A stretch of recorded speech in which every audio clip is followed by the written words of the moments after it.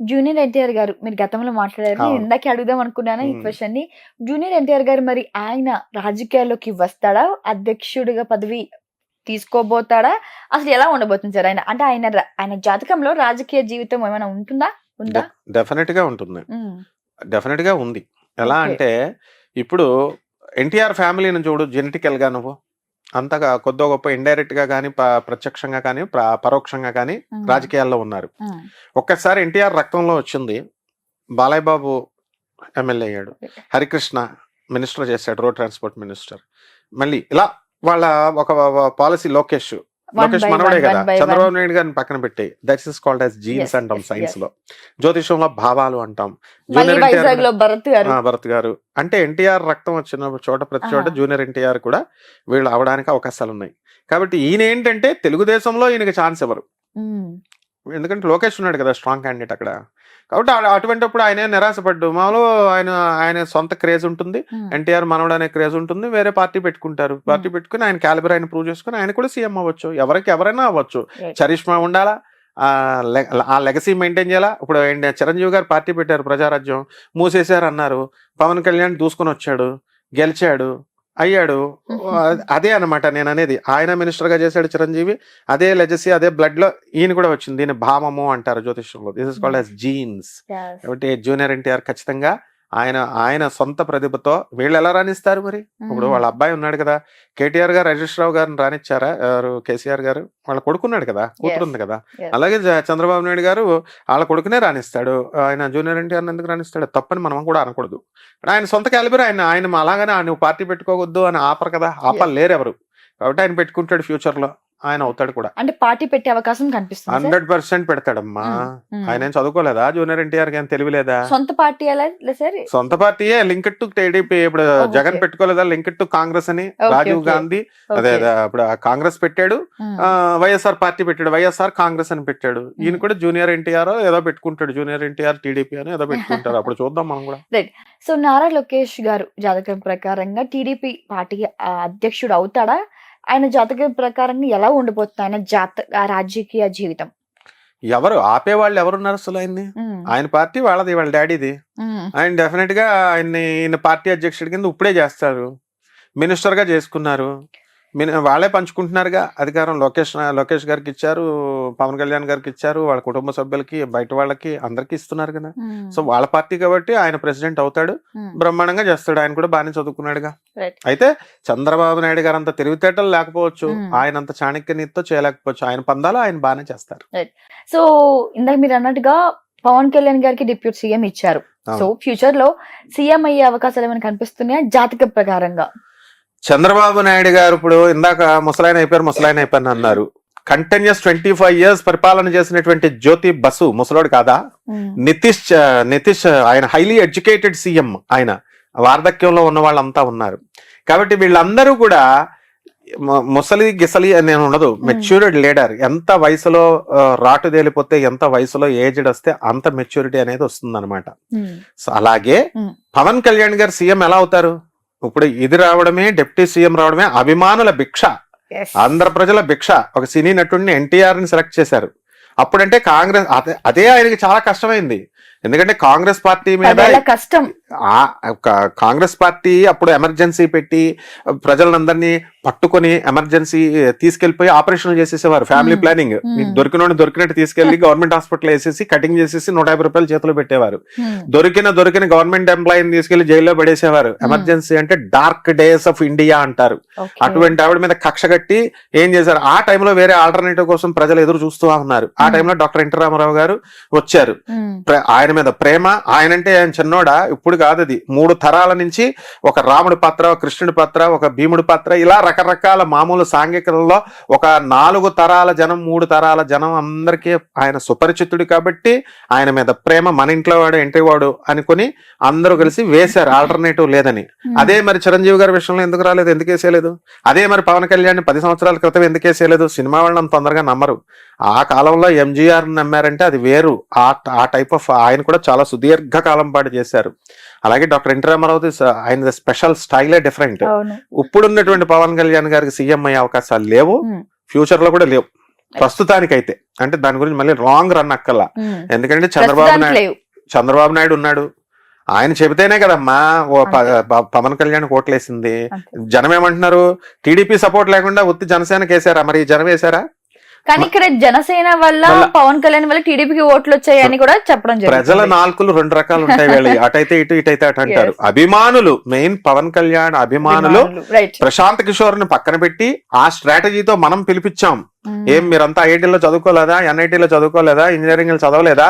ప్రశాంత్ కిషోర్ కి ప్యాకేజీలు ఇచ్చి ఆయన కూడా మీలాంటి ఇంజనీర్లను హైర్ చేసుకునే బాబు రావాలి, జగన్ పోవాలి, లేదా జగన్ రావాలి, బాయ్ బాయ్ బాబు ఇలాంటి స్లోగన్స్ మీరు ఇవ్వలేరా అని చెబితే అప్పుడు గత 10 సంవత్సరాల క్రితం కన్వర్ట్ సినీ అభిమానాన్ని సినీ అభిమానంగానే ఉంచుకొని ఓట్లుగా కన్వర్ట్ చేసుకోలేకపోయినటువంటి జనం ఏం చేశారు, ఇప్పుడు ఓట్లుగా కన్వర్ట్ చేశారు. ఇది ఎప్పటికైనా ప్రజల అభిమానులు, పవన్ కళ్యాణ్ అభిమానుల గొప్పతనం అది. కాబట్టి ఇక్కడ ఏంటంటే చంద్రబాబు నాయుడు గారు వల్ల పవన్ వచ్చాడు, పవన్ వల్ల చంద్రబాబు నాయుడు వచ్చాడు. రెసిప్రొకేషన్.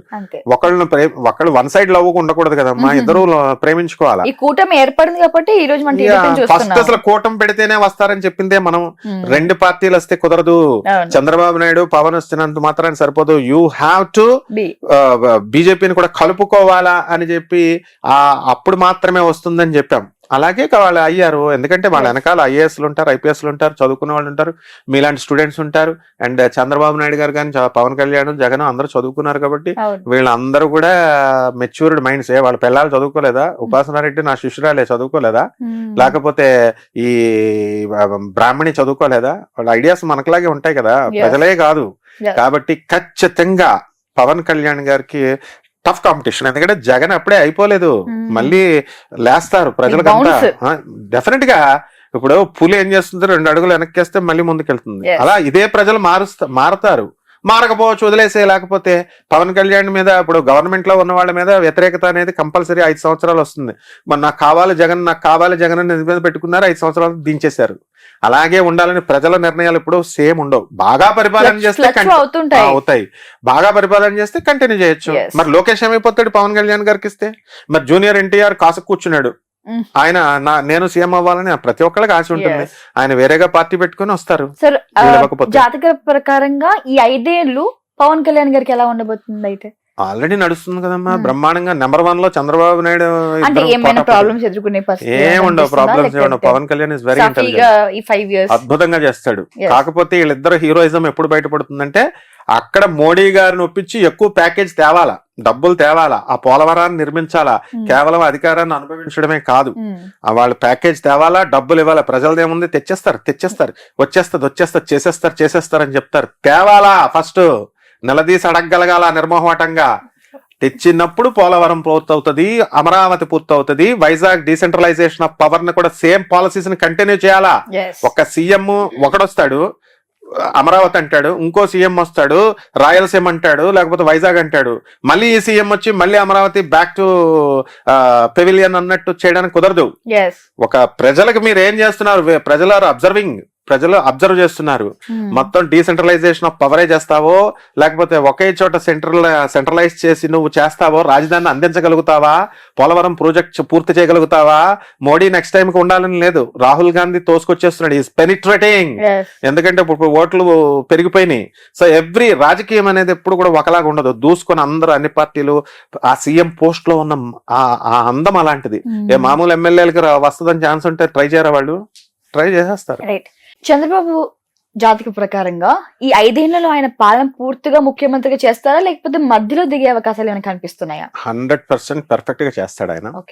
దిగిపోయే సమస్య. అంటే కొంతమంది ఏమన్నారంటే సార్, అంటే ఇప్పటికే ఆయన ఆల్రెడీ ఏజ్డ్, సో ఈ 2 years తర్వాత కొంచెం ఏమైనా హెల్త్ ఇష్యూస్ రావచ్చు, అలాంటివి ఏమైనా వస్తే ఆ పొజిషన్ కి లోకేష్ వస్తారని కొన్ని వినిపిస్తున్నాయి. మరి దాని గురించి మీరు? అది తప్పుడు వాదన. చంద్రబాబు నాయుడు గారు చాలా డిసిప్లిన్ పర్సన్. ఆయన ఏజ్ చాలా పర్ఫెక్ట్. ముసలోడు అని నవ్వించినందుకు, గేలి చేసినందుకు ఆయన కుర్రోడి కంటే వేగంగా వెళ్లి అధికారాన్ని చేజిక్కించుకున్నాడు క్యాన్వాసింగ్ లో వాటిలో ఉపన్యాసాల్లో. And is a very self discipline. నాకు ఆయనతో అనుబంధం ఉంది రైట్. కాబట్టి ఆయన ఏ ఫుడ్ కూడా జగన్ గారు కానీ వీళ్ళ కానీ మనం లిమిట్ ఫుడ్ తినేస్తాం, మనం అండ్ తినేస్తాం. యూనిక్ ఫుడ్ తింటుంటారు. అంబానీ, ముఖేష్ అంబానీ ఆ, వాళ్ళ పిన్ని కొడుకు Sushil Goenka Tadepalligudem factory owner food fats fertilisers limited. Oh, and next ఆఫ్రికాలో సౌత్ ఆఫ్రికాలో ఘనా అన్న ఊర్లో కూడా వాళ్ళు స్టార్ట్ చేశారు. వీళ్ళందరితో మేము భోజనాలు, మా గురువుగారు ఆశ్రమానికి వస్తారు, ఆనంద్ మార్గ ఆశ్రమానికి. ముఖేష్ అంబానీ వీళ్ళ లైఫ్ స్టైల్ నాకు తెలుసు. వీళ్ళంతా ఏం తింటారో తెలుసా? వీళ్ళంతా ఇంత రైసు, ఒక రోటీ, ఇంత స్ప్రౌట్స్, ఈ ధాన్యాలు ఇవే బాయిల్డ్ తింటారు. ఎక్కువ ప్రిఫర్ చేస్తుంటారు. రైట్. చంద్రబాబు నాయుడు గారైనా వీళ్ళైనా జగన్ అయినా హెల్త్ కాన్షియస్నెస్. అమ్మో మనం చచ్చిపోతే నెక్స్ట్ సీఎం పోస్ట్ ఎవరు చేస్తారు? అధికారం అంటే వాళ్ళకి పిచ్చి. కాబట్టి ఏదో చేయాలి సమాజానికనే ఇద్దరికీ ఉంది. రైట్. కాబట్టి అందువలన చంద్రబాబు నాయుడు గారికి అనారోగ్యం వచ్చే సమస్య లేదు జాతకపరంగా. ఆయన ముందుకు దూసుకెళ్ళిపోతాడు, ఇంకా కుర్రోళ్ళకి వెళ్ళిపోతాడు. నెక్స్ట్ రెండవది ఏంటంటే ఈ యొక్క ఆంధ్రదేశాన్ని ప్రగతి మార్గంలోకి తీసుకెళ్తాడు. And he is so broad minded. ఆయన ఎంత బ్రాడ్ మైండ్ అంటే జగన్ గారిని కూడా సలహాలు ఇవ్వమని అడుగుతున్నారు. అలాగే జగన్ గారు కూడా చాలా బ్రాడ్ మైండ్.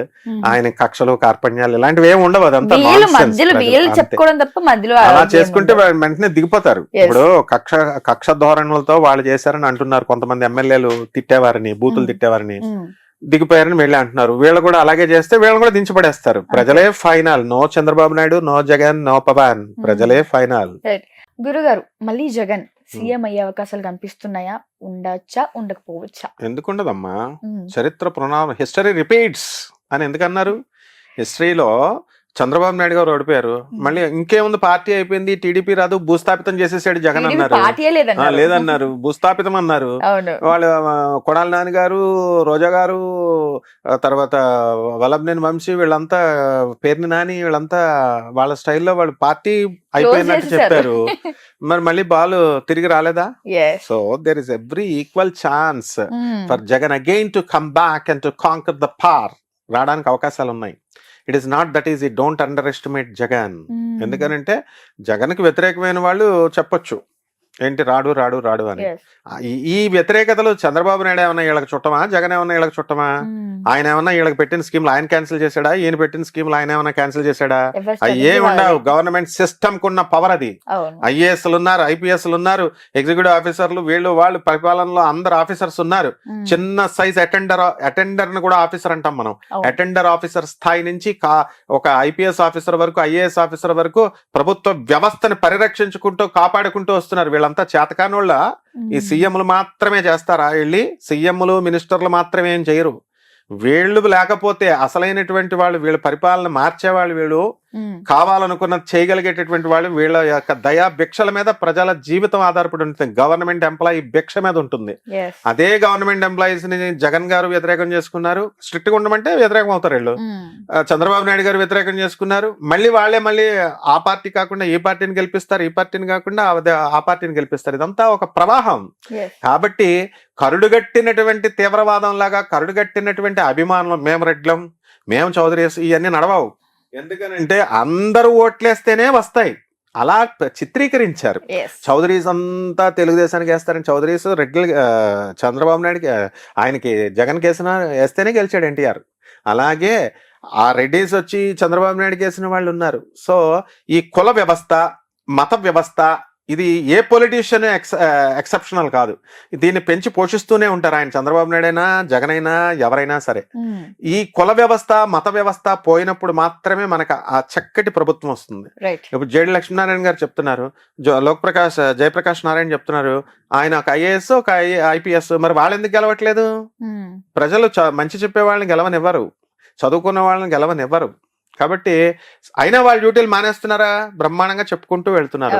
ఎవరి డ్యూటీ వాళ్ళు చెయ్యాల. కాబట్టి అగైన్ జగన్ అధికారంలో రావడానికి ఈక్వల్ ఛాన్సెస్ ఉన్నాయి. కాబట్టి ఆయన కృషి పెట్టి ఈసారి ఆయన పాలసీస్ ని మార్చుకోవాలా.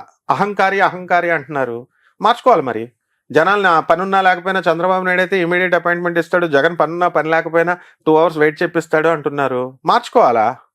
రోడ్లు వేయట్లేదు అంటున్నారు. ఈసారి రోడ్లు వేయాలి, జనాలకు డబ్బులు ఇవ్వకూడదు అసలు. ఈ వెల్ఫేర్ యాక్టివిటీస్ అన్ని ఇప్పుడు చంద్రబాబు నాయుడు గారు ఏమైనా అమాయకుడు అనుకుంటున్నావా? ఇవన్నీ చేసేస్తారండి, సంక్షేమ పథకాలు చేసేస్తారండి అంటే డబ్బు ఎక్కడిది? డబ్బు ఎక్కడి నుంచి వస్తుంది? ముందే ప్రాపుల్ లో ఉంది, ఇంకే కొద్దిగా యాప్ యాడ్ అవుతుంది. ఏదో కొద్దిగా ఆయన కూడా వ్యతిరేకం చేసుకోకూడదు కాబట్టి చేసుకోవాలంటారు. అసలు ఏ ముఖ్యమంత్రి అయినా ఏ ప్రధానమంత్రి అయినా వెల్ఫేర్ స్కీమ్స్ తీసి పడేద్దామని చూస్తున్నారా? చేయరు. చేసిన రోజున బాగుపడుతుంది. యుఎస్ లో, లండన్ లో అక్కడ ఉన్నట్టు ఫారిన్ కంట్రీస్ లో ఈ వెల్ఫేర్ స్కీమ్స్ ఉంటేనేనా? అంటే డబ్బులు ఇస్తున్నారు, నాయకుడు డబ్బులు ఇస్తున్నాడు, 2,000, 5,000, 3,000, దానికి ప్రజలు ఓట్లు వేస్తున్నారు. 10% ఆఫ్ ద పీపుల్ నిజాయితీగా వేసే వాళ్ళని వదిలేసాయి. వాళ్ళు వ్యాపారం లాగా పెట్టుబడులు పెడుతున్నారు, వీళ్ళు డబ్బులు తీసుకుంటున్నారు, వేస్తున్నారు. వీళ్ళకి ఎక్కడ అధికారం ఉంది? వాళ్ళు సీఎం అవ్వాలా, వీళ్ళ మినిస్టర్స్ అవ్వాలని? లేనే లేదు. ప్రజలకు అడిగే అధికారము లేదు. అలాగే ప్రజలు నిర్లక్ష్యం చేసిన రోజున దింపేస్తారు. ప్రజలే పాలకులు అని చూపించారు. 2 ఎలక్షన్లలో తెలంగాణలో కూడా చూపించారు, ఇక్కడ ఏపీలో. కాబట్టి నాయకులు ఏమనుకోవాలంటే వీఆర్ స్లేవ్స్ అనే భావంతో వర్క్ చేయాలి. అంతేగాని మా తాతలు సంపాదించిన ఎస్టేట్ ఇది ఆంధ్రప్రదేశ్, మా తాతలు సంపాదించిన ఎస్టేట్ ఇది తెలంగాణ అనుకున్న రోజున ప్రభుత్వాలు కూలిపోతాయి, ప్రజలు పాలకులు అవుతారు. కాబట్టి ఎప్పుడు ప్రజలదే ఫైనల్ నిర్ణయం. ఇప్పుడు ఆపరేషన్ లేకుండానే మోకాళ్లకు ప్లాస్మా ట్రీట్మెంట్, మీ ఆర్థోపెడిక్ సమస్యలన్నిటికీ రోబోటిక్ టెక్నాలజీ ద్వారా తక్కువ ఖర్చుతో శాశ్వత పరిష్కారం, ఫ్రీ కన్సల్టేషన్, ప్రతి ట్రీట్మెంట్ పై 20% డిస్కౌంట్. ఈ ఆఫర్ కొద్ది రోజులు మాత్రమే, త్వరపడండి. V9 hospitals 9281465842.